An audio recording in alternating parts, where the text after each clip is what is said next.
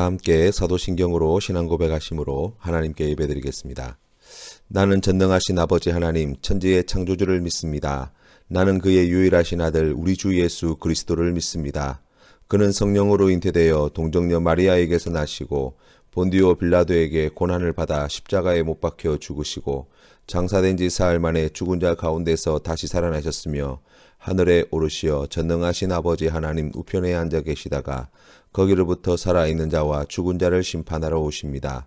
나는 성령을 믿으며 거룩한 공교회와 성도의 교제와 죄를 용서받는 것과 몸의 부활과 영생을 믿습니다. 아멘. 찬송가 540장 주의 음성을 내가 들으니 함께 찬양드리겠습니다. 주의 음성을 내가 들으니 사랑한단 말일세. 믿는 마음으로 주께 가오니 나를 영접하소서. 내가 매일 십자가 앞에 더 가까이 가오니 구세주의 흘린 보배 피로써 나를 정케 하소서. 주여 넓으신 은혜 베푸사 나를 받아주시고 나의 품은 뜻 주의 뜻같이 되게 하여 주소서. 내가 매일 십자가 앞에 더 가까이 가오니 구세주의 흘린 보배 피로써 나를 정케 하소서. 주의 보좌로 나아갈 때에 어찌하니 기쁠까.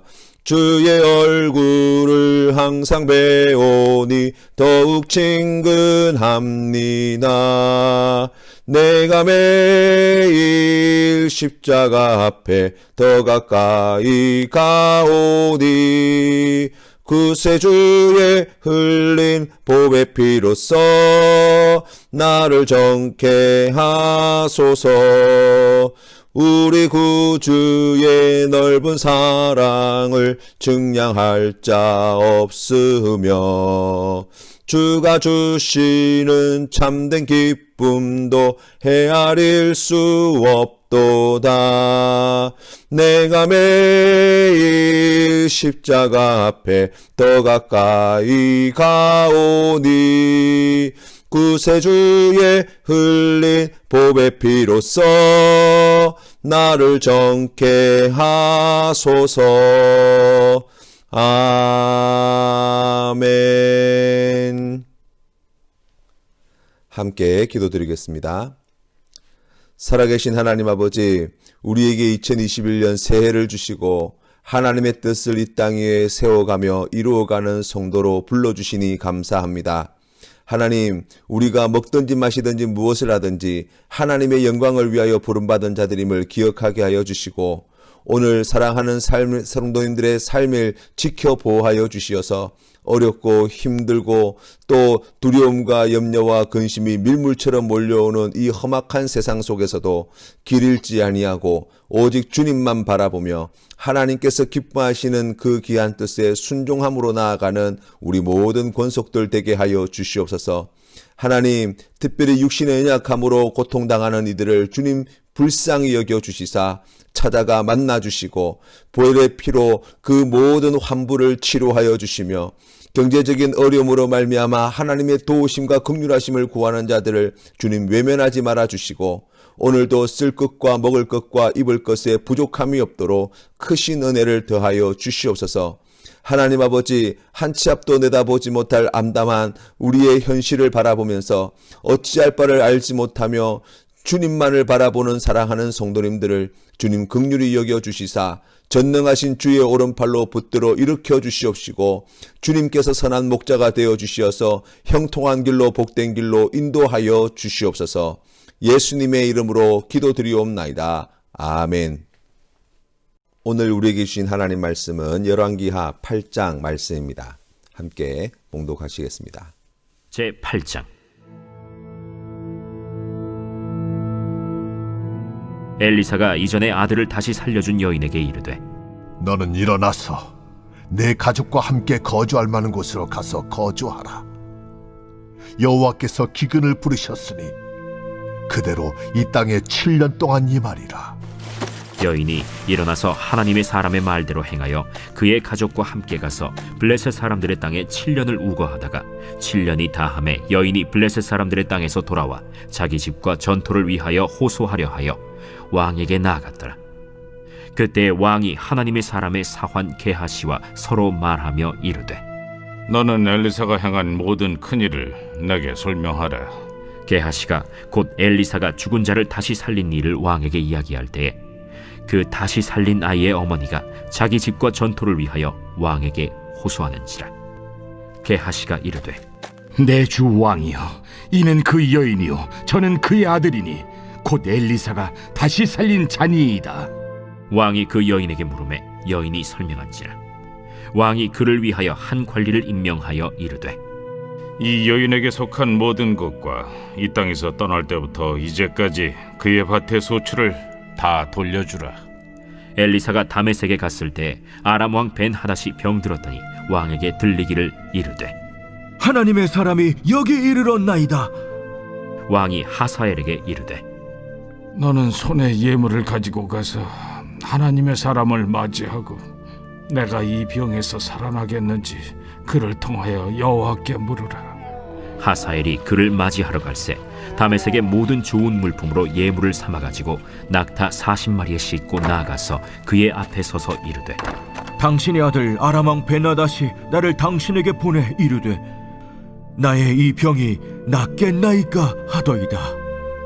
엘리사가 이르되 너는 가서 그에게 말하기를 왕이 반드시 나으리라 하라. 그러나 여호와께서 그가 반드시 죽으리라고 내게 알게 하셨느니라.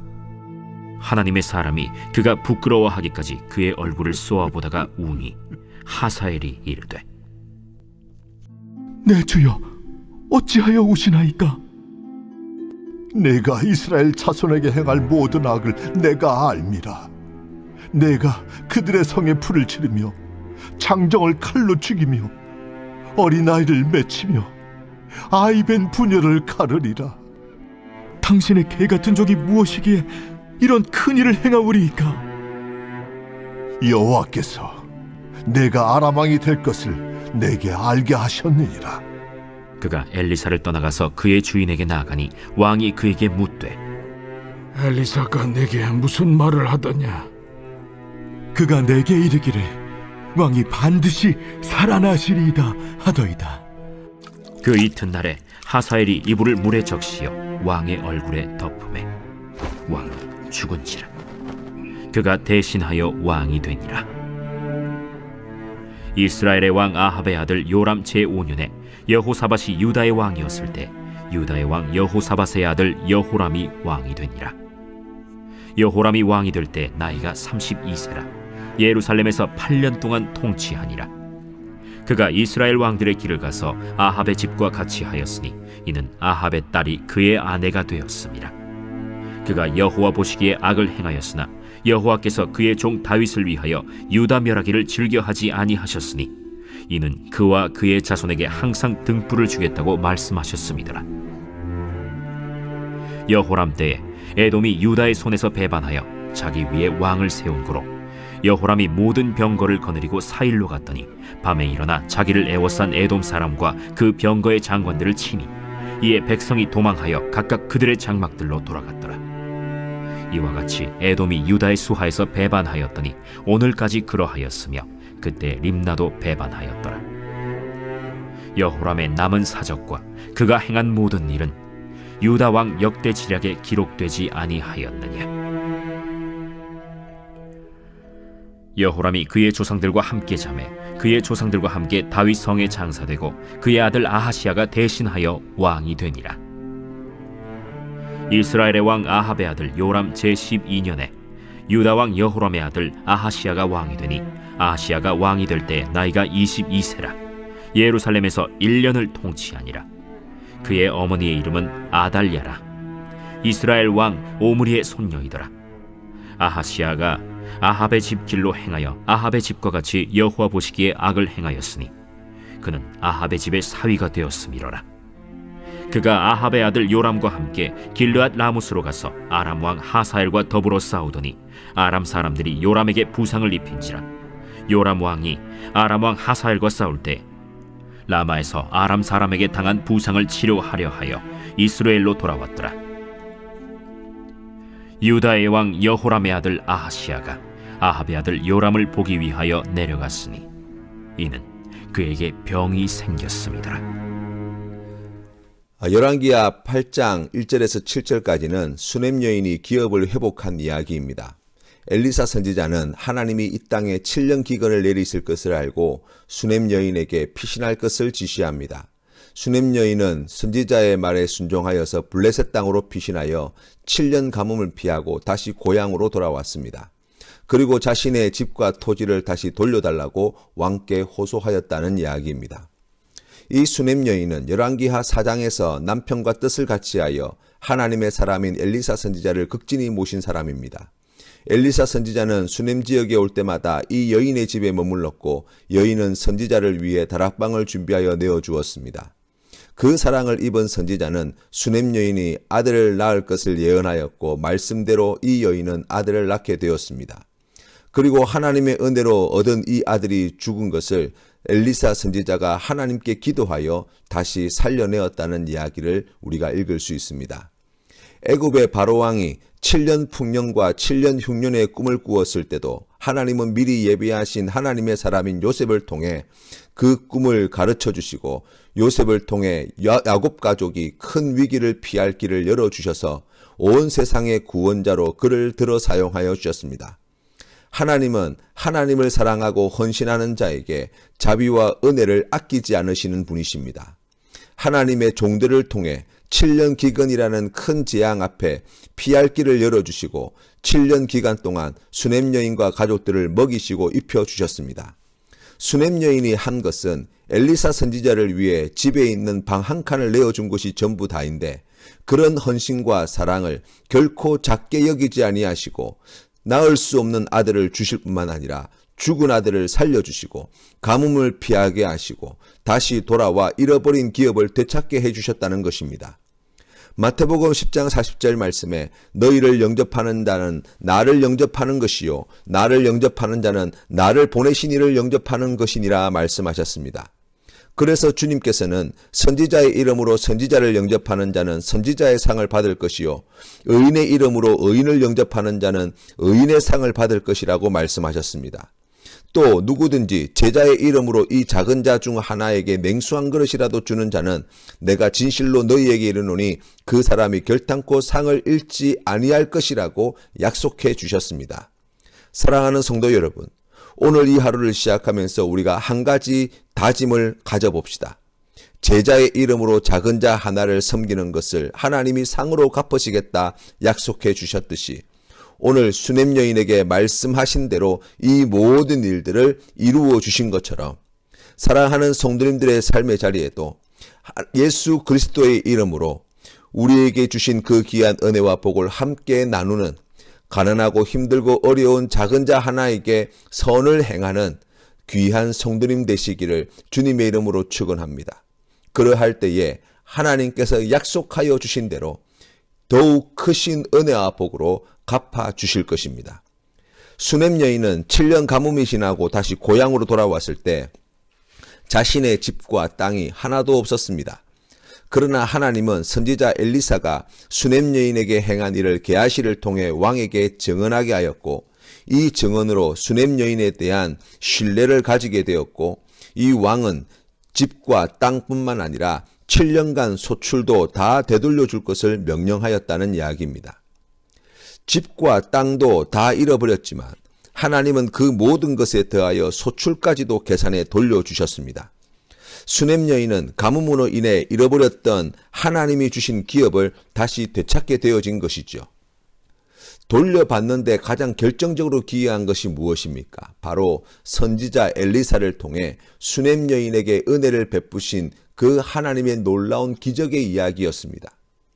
하나님은 오늘 우리에게 지난 시간 하나님이 우리에게 행하신 놀라운 일들을 잊어서는 안 된다고 말씀하십니다. 우리가 어떻게 그리스도인이 되었습니까?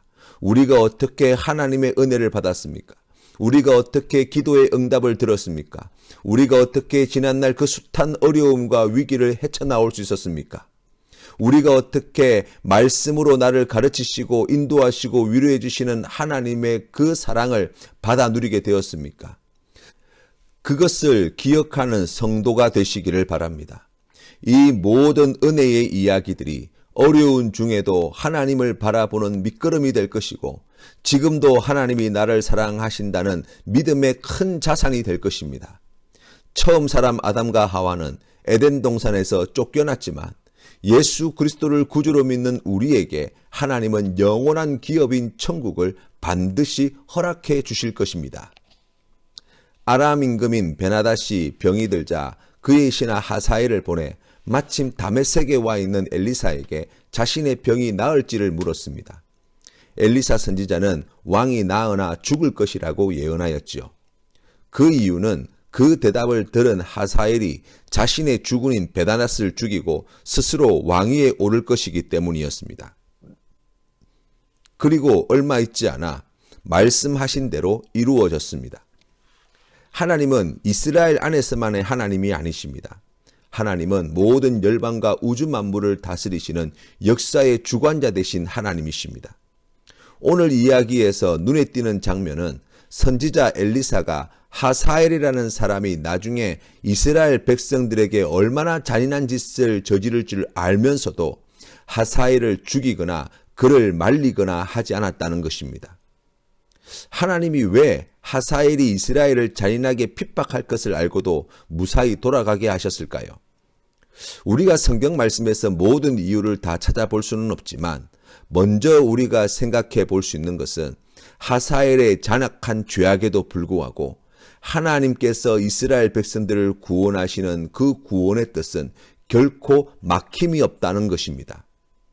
또한 하나님이 하사엘에게 베푼 이러한 자비야말로 장차 하나님의 심판대 앞에 서게 될 때 심판당해야 할 분명한 근거와 이유가 되어줄 수 있다는 것입니다.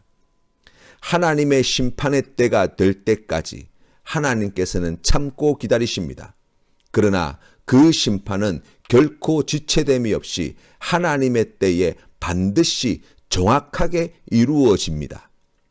우리가 부조리하고 죄악이 넘치는 세상 속에서 때로는 절망감을 느낄 수 있습니다. 좌절할 수 있습니다.